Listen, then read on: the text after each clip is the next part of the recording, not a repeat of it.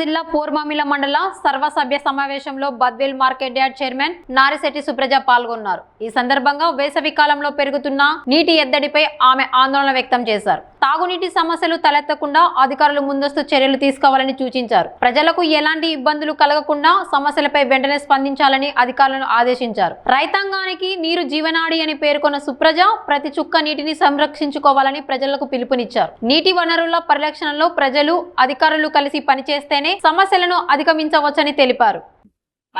రైతుల కోసం, రైతు శ్రేయస్సు కోసం కూటమి ప్రభుత్వం నీటి భద్రత, సాగునీటి సంఘాల బాధ్యత అనే కార్యక్రమం ద్వారా ప్రతి చెరువుకు నీరు అందించడం జరుగుతుంది. ఇది రైతులకు భరోసా లాంటిది.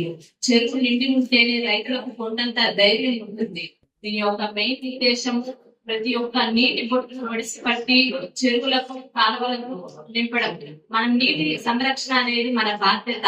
మనం భూగర్భ జలం నీటి సేవ్ చేయడం ద్వారా భూగర్భ జలం పెరుగుతుంది, వ్యవసాయ ఉత్పాదకత అనేది పెరుగుతుంది. రాబోయే తరాలకు కూడా మనం నీటిని సేవ్ చేసి మనం అందించాల్సిన బాధ్యత కూడా మన అందరిపైన ఉంది. అదే విధంగా మన గౌరవ ప్రధానమంత్రి నరేంద్ర మోడీ గారు లోక్సభ, రాజ్యసభ, శాసనసభ్యుల్లో మహిళలకు 33% రిజర్వేషన్ కల్పించడం మీరందరికీ కూడా మనం గొప్ప వరం లాంటిదని తెలియజేస్తున్నాను.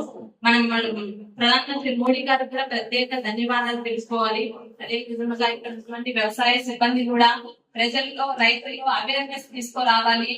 ఇప్పుడు ఈ క్రాప్ గాని, అదే విధంగా మనం వరికే కాకుండా ఎక్కువ లాభం వచ్చేటువంటి పంటలను పండించడము, ఇటువంటి ప్రోగ్రాంలు అనేది మీరు రైతుల్లో అవేర్నెస్ ప్రోగ్రామ్ తీసుకురావాలి. అదేవిధంగా మా మార్కెట్ యార్డ్ తరఫున కూడా మేము రైతు బజార్ ఏర్పాటు చేయడం జరిగింది.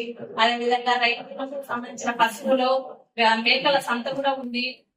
ప్రభుత్వం రైతులు పండించిన పంటకు కూడా కనీస మద్దతు ధర అనేది మేము మార్కెట్ యార్డ్ తరఫున కూడా మేము డిస్ప్లే చేయడం జరుగుతుంది ప్రతి రైతు సేవా కేంద్రాల్లో. ఇది ఖచ్చితంగా మీరందరూ ఉపయోగించుకోవాలి, రైతులందరూ. అదేవిధంగా ఇప్పుడు వేసవి టైంలో కూడా మనకు నీటి సమస్య చాలా ఎక్కువగా ఉంటుంది. దీనికి ప్రత్యేక అధికారులు కూడా నియమించడం జరిగింది. ఏమైనా సమస్య ఉన్నా దానికి పరిష్కరించి ఇబ్బంది పడకుండా చూడాలి.